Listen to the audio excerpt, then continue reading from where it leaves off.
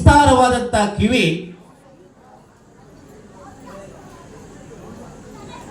ಪಾರದರ್ಶಕವಾಗಿ ಕೇಳಬೇಕು ಅನ್ನೋದನ್ನ ಸೂಚನೆ ಕೊಡುತ್ತೆ. ಅದೇ ರೀತಿ ಸೂಕ್ಷ್ಮ ಕಣ್ಣು ಸೂಕ್ಷ್ಮತೆಯ ಪ್ರತಿಬಿಂಬವಾದ್ರೆ, ವಕ್ರ ಸೊಂಡಿಲು ಸತ್ಯ ಅಸತ್ಯಗಳ ಪರಾಮರ್ಶೆ ಮಾಡುತ್ತೆ. ಅಂಕುಶ ಎನ್ನುವಂಥದ್ದು ನಿಗ್ರಹದ ದ್ಯೋತಕವಾದರೆ, ಪಾಶ ಎನ್ನುವುದು ಬಂಧನದ ಪ್ರತೀಕ. ಲಂಬವಾದ ಉದರವೇ ಬ್ರಹ್ಮಾಂಡವಾದರೆ, ಲಂಬವಾದ ಉದರಕ್ಕೆ ಸುತ್ತಿಕೊಂಡ ಸರ್ಪವೇ ಕುಂಡಲಿನಿ ಶಕ್ತಿ ಎನಿಸಿಕೊಳ್ಳುತ್ತದೆ. ವಿಘ್ನ ವಿನಾಶಕನಾದ ಈ ವಿನಾಯಕನನ್ನ ಮೊದಲಿನಿಂದಲೂ ಈ ಜನ್ಮ ದಿನಾಚರಣೆಯನ್ನ ಆಚರಿಸುವಂತ ಕ್ರಮ ಇತ್ತು.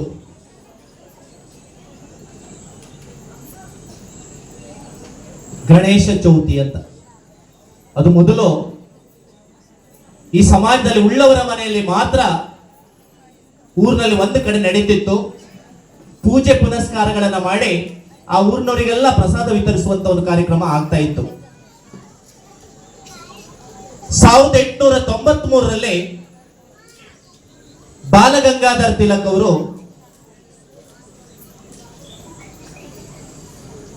ಈ ಭಿನ್ನ ಮನಸ್ಸಿನ ಬೇರೆ ಬೇರೆ ಆಗಿರುವ ಜನರನ್ನ ಒಗ್ಗೂಡಿಸಬೇಕು, ಒಮ್ಮತದಿಂದ ದೇಶಕ್ಕಾಗಿ ಹೋರಾಡಬೇಕು, ಅವರಿಗೊಂದಷ್ಟು ಮಾಹಿತಿಯನ್ನು ಕೊಡಬೇಕು ಎನ್ನುವ ನೆಲೆಯಲ್ಲಿ ಈ ಸಾರ್ವಜನಿಕ ಗಣೇಶೋತ್ಸವ ಅಂತ ಹುಟ್ಟು ಹಾಕ್ತಾರೆ.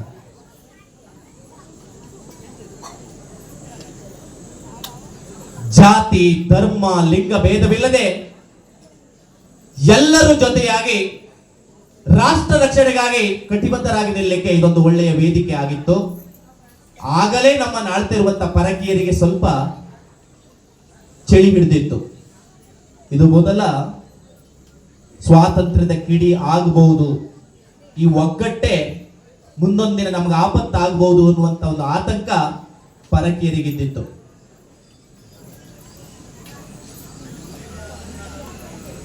ಈ ಮೂಲಕ ಸಾರ್ವಜನಿಕ ಗಣೇಶೋತ್ಸವವನ್ನು ನಾವು ಆಚರಿಸ್ತಾ ಇರಬೇಕಾದ್ರೆ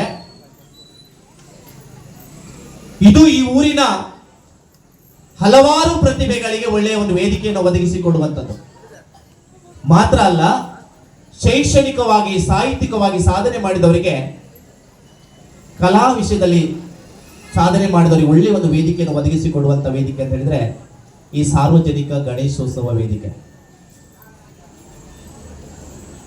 ನನಗೆ ಬಹಳ ಹೆಮ್ಮೆ ಆಗತ್ತೆ. ಈ ಪುಣ್ಯ ಭೂಮಿಯಲ್ಲಿ ನಾನು ಹೋಗ್ತಾ ಬರ್ತಾ ನೋಡ್ತಾ ಇರ್ತೇನೆ.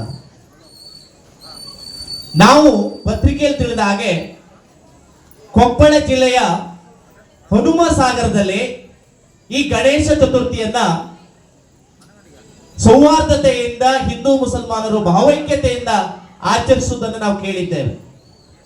ಬಹುಶಃ ಪತ್ರಿಕೆಯವರಿಗೂ ಮಾಧ್ಯಮದವರಿಗೂ ಬಹುಶಃ ಗೊತ್ತಿಲ್ಲ, ನಮ್ಮ ಜನಸಾಲೆಯಲ್ಲೂ ಕೂಡ ಇಂಥದ್ದೊಂದು ವೈಭವದಿಂದ ಧರ್ಮ ಭೇದವಿಲ್ಲದೆ ಜಾತಿ ಭೇದವಿಲ್ಲದೆ ಇಲ್ಲೊಂದು ಗಣೇಶೋತ್ಸವ ಸಾರ್ವಜನಿಕವಾಗಿ ನಡೀತದೆ ಅಂತ ಗೊತ್ತಿಲ್ಲ ಅಂತ ಅನ್ಸುತ್ತೆ.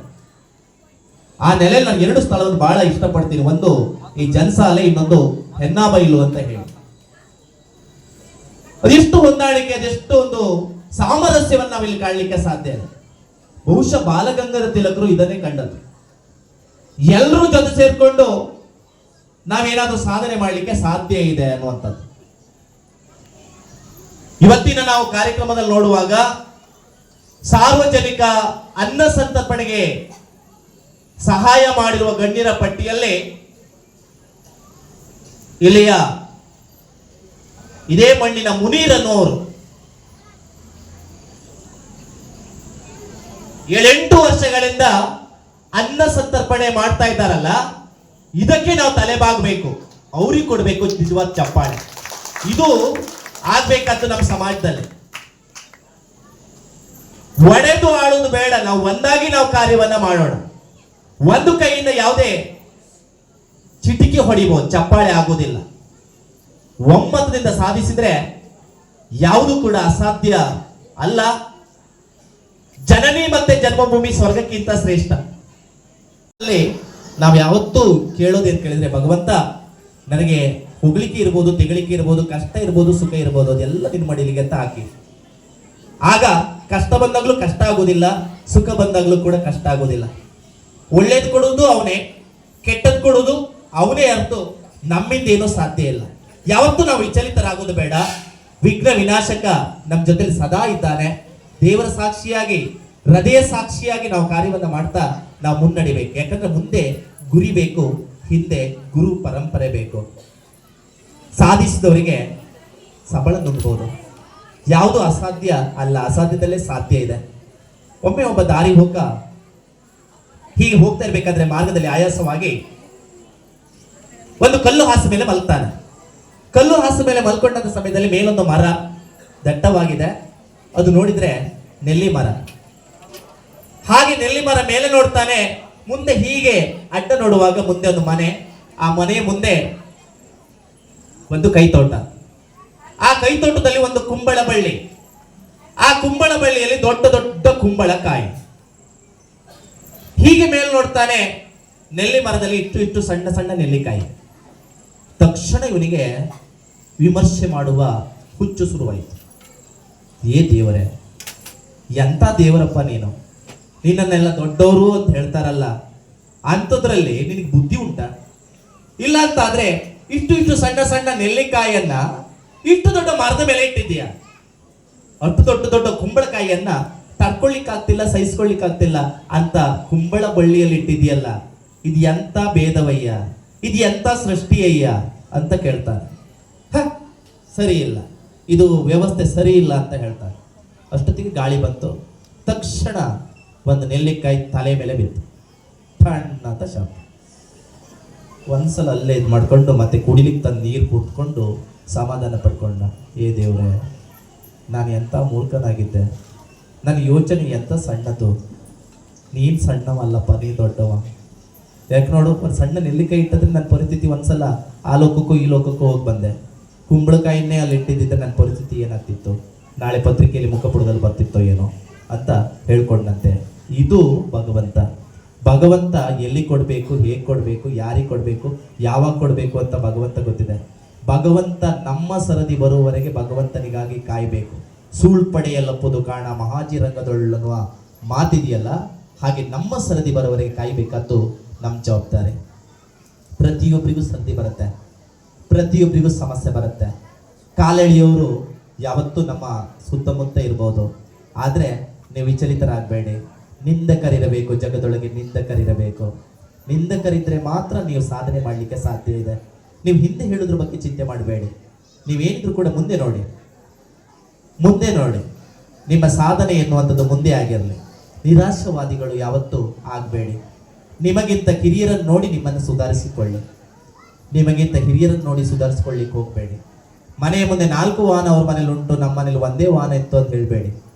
ನಮ್ಮ ಮನೇಲಿ 1 ವಾಹನ ಆದರೂ ಇದೆಯಲ್ಲ, ಅವ್ರ ಮನೇಲಿ ಎಂಥದ್ದು ವಾಹನ ಇಲ್ಲಲ್ಲ ಅಂತ ಹೇಳಿ ನಿಮ್ಮನ್ನು ಸರಿಪಡಿಸ್ಕೊಳ್ಳಿ.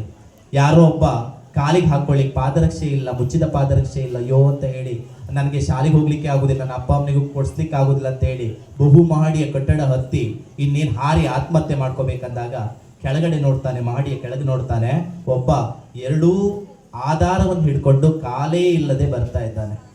ಆಗ ಅವನನ್ನು ನೋಡಿ ಆ ಹುಡುಗನಿಗೆ ಅನಿಸುತ್ತೆ, ಏ ದೇವ್ರೆ, ನಾಳೆಗಾದ್ರೂ ನಾನು ದುಡಿದು ನನ್ನ ಕಾಲಿಗೆ ಬೇಕಾದ ನಮೂನೆಯ ನವನವೀನ ಮಾದರಿಯ ಮುಚ್ಚಿದ ಪಾದರಕ್ಷೆ ಧರಿಸ್ಬೋದು.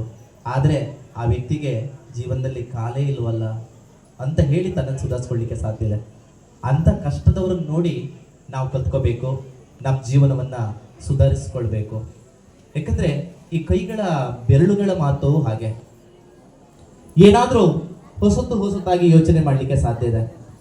ಈ ಹೆಬ್ಬೆರಳು ಹೇಳತ್ತಂತೆ, ನಾನು ಇಡೀ ಸಮಾಜವನ್ನ, ಇಡೀ ದೇಶವನ್ನು ಬದಲಾವಣೆ ಮಾಡ್ತೇನೆ ನನ್ನ ಹೆಬ್ಬೆಟ್ಟಿನ ಮೂಲಕ, ನನಗಿಂತ ಶ್ರೇಷ್ಠ ಯಾರೂ ಇಲ್ಲ ಅಂತ ಈ ಹೆಬ್ಬೆರಳು ಹೇಳತ್ತಂತೆ. ಈ 2ನೇ ಬೆರಳು ಹೇಳುತ್ತೆ, ತಕ್ಷಣ ಎದ್ದು ನಿಂತು, ನಾನ್ ಕಡಿಮೆ ಇಲ್ಲ, ನಾನು ಎಲ್ಲ ಸಮಸ್ಯೆಯನ್ನ ಕ್ಷಣ ಮಾತಲ್ಲಿ ಹುಡುಕಿ ತೋರಿಸಿ ಹೇಳೋ ನಾನು, ನನಗಿಂತ ಶ್ರೇಷ್ಠ ಯಾರು ಇರಲಿಕ್ಕೆ ಸಾಧ್ಯ ಇಲ್ಲ ಅಂತ ಹೇಳುತ್ತಂತೆ.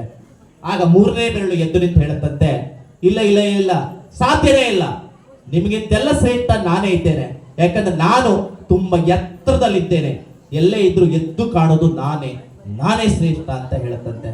ಆಗ ನಾಲ್ಕನೇ ಬೆರಳು ಬಹಳ ನಗಡ್ತಾ ಹೇಳುತ್ತಂತೆ, ನೀವ್ ಯಾರು ದೊಡ್ಡವರಲ್ಲ, ನಿಮ್ಗಿಂತೆಲ್ಲ ದೊಡ್ಡವ್ರು ನಾನೇ. ಯಾಕಂದ್ರೆ ನಾ ಬಂಗಾರ ಹಾಕೊಳ್ತೀನಿ, ನಾನೇ ಶ್ರೀಮಂತ ಅಂತ ನಾಲ್ಕನೇ ಬೆರಳು ಹೇಳುತ್ತಂತೆ. ಆಗ ಐದನೇ ಬೆರಳು ತರ ನಡುಗುತ್ತೆ. ಹೆಬ್ಬೆಟ್ಟಾಕಿ ದೇಶ ಬದಲು ಮಾಡ್ಲಿಕ್ಕೆ ನಂಗೆ ಆಗೋದಿಲ್ಲ, ಯಾರನ್ನ ತೋರಿಸ್ಲಿಕ್ಕೆ ಯಾರು ನನ್ನನ್ನು ನೋಡುವುದಿಲ್ಲ, ಎತ್ತರ ಅಂತೂ ನಾನು ಇಲ್ವೇ ಇಲ್ಲ, ಚಿನ್ನ ಅಂತೂ ನನ್ನ ಹತ್ರ ಯಾರು ತೋರಿಸೋದು ಇಲ್ಲ. ಹಾಗಾದ್ರೆ ನಾನು ಏನ್ ಮಾಡ್ಲಿಕ್ಕೆ ಸಾಧ್ಯ? ಹಾ, ಗೊತ್ತಾಯ್ತು, ನಾನು ಯಾರಿಗಾದ್ರೂ ಕೈ ಮುಗಿದ್ರೆ ನಾನು ಮುಂದೆ ಇರ್ತೀನಿ, ನೀವೆಲ್ಲ ನನ್ನ ಹಿಂದೆ ಇರ್ತೀರಿ. ಇನ್ನೊಬ್ಬರಿಗೆ ನಾವು ಗೌರವಿಸೋದ್ರ ಮೂಲಕ ನಾವು ದೊಡ್ಡವರಾಗ್ತೇವೆ. ಗೌರವ ಎನ್ನುವಂಥದ್ದು ವ್ಯಕ್ತಿಗಲ್ಲ, ವ್ಯಕ್ತಿ ಒಳಗಿನ ಆತ್ಮಕ್ಕೆ ಪರಸ್ಪರ ಗೌರವಿಸುವುದನ್ನು ನಾವು ರೂಢಿಸ್ಕೋಬೇಕು. ಇನ್ನೊಬ್ಬರನ್ನ ಗೌರವಿಸಿದ್ರೆ ಆ ಗೌರವ ನಮಗೆ ಸಹಜವಾಗಿ ಬರುತ್ತೆ. ಯಾಕಂದ್ರೆ ಈ ಜನ್ಮ, ಮಾನವ ಜನ್ಮ ದೊಡ್ಡದು, ಹಾಳುಗೆಡೆಯಿಕೊಳ್ಳದಿರೋ ಹುಚ್ಚಪ್ಪಗಳಿರ ಅಂತ ಪುರಂದರದಾಸರು ಹೇಳಿದ್ದಾರೆ. ಆ ಭಗವಂತನ ಪೂರ್ಣ ಆಶೀರ್ವಾದವನ್ನ ನಾವೆಲ್ಲ ಬಯಸ್ತಾ ಇದ್ದೇವೆ. ಆ ಭಗವಂತನ ಆಶೀರ್ವಾದ, ಶ್ರೀರಕ್ಷೆ ನಿಮ್ಮೆಲ್ಲರ ಮೇಲೂ ಕೂಡ ಇರಲಿ. ಈ ಸಮಯದಲ್ಲಿ ನನಗೆ ಇಲ್ಲಿ ನಿಮ್ಮ ಜೊತೆಲಿ ಒಂದು 4 ಮಾತಾಡಲಿಕ್ಕೆ ಅವಕಾಶ ಮಾಡಿಕೊಟ್ಟಂತ ಸಾರ್ವಜನಿಕ ಶ್ರೀ ಗಣೇಶೋತ್ಸವ ಸಮಿತಿಯ ಅಧ್ಯಕ್ಷರು ಹಾಗೂ ಸರ್ವ ಸದಸ್ಯರಿಗೂ ನಾನು ತಲೆ ಬಾಗ್ತಾ ಇದ್ದೇನೆ, ವಿಶೇಷವಾಗಿ ಆಭಾರಿಯಾಗಿದ್ದೇನೆ. ಮತ್ತೊಮ್ಮೆ ಎಲ್ಲರಿಗೂ ತಲೆ ಮಣಿದು ನಮಸ್ಕರಿಸುತ್ತಾ ನನ್ನ ಮಾತಿಗೆ ಪೂರ್ಣ ವಿರಾಮ ನೀಡ್ತೇನೆ. ಸರ್ವೇ ಜನೋ ಸುಖಿನೋ ಭವಂತು.